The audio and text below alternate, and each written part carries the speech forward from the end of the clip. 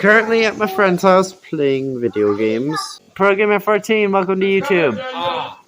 But yeah, I kind of died, so I thought I'd film more for the video. So yeah. And that's kind of where we are at this point in time. We're just watching people kill each other on TV screens. I'm going to essentially give myself one video a month, 12 videos a year, to squirrel. Because if you don't know, my mind runs rampant with video ideas and just random stuff that might not work out, such as like overvolting a motor to explain computer overclocking. Because those two subjects are actually more similar than you think. You just don't overclock a processor by the same voltage you would overclock a motor. That would explode a processor. So I have an idea that's coming out on the 31st of May that includes this thing. In other news, I found out that this little upgrade from my LG Premiere Pro to this Moto G Power 2022 was substantial, to say the least. At first, I didn't really see the difference between the photos. Right here, my skin looks terrible, but I'm under extremely bright, extremely harsh lighting up against a completely black background. That's really difficult for a camera to work with, especially for a front camera to do. But it's still managing to get the details in my face, so that's a pretty good step.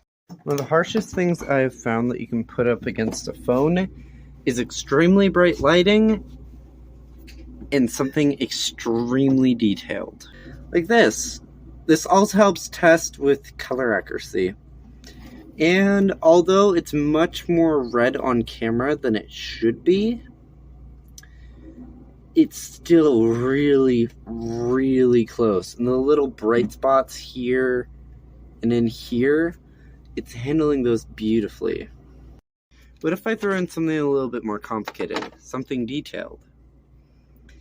You can see the autofocus automatically shifts away from color to this because the color does change on that. And you can tell the moment that goes into focus because the color does change on that.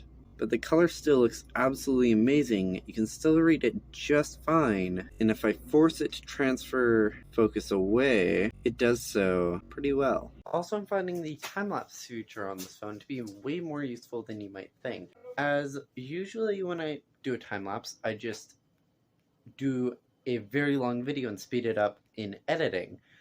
But having a very long video clip means it takes a while to render the video in the first place.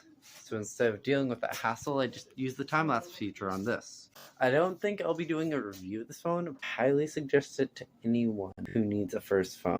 The LG Premiere Pro is good for, getting by, but I ended up living with that for 2 years. So having this, it's pretty impressive.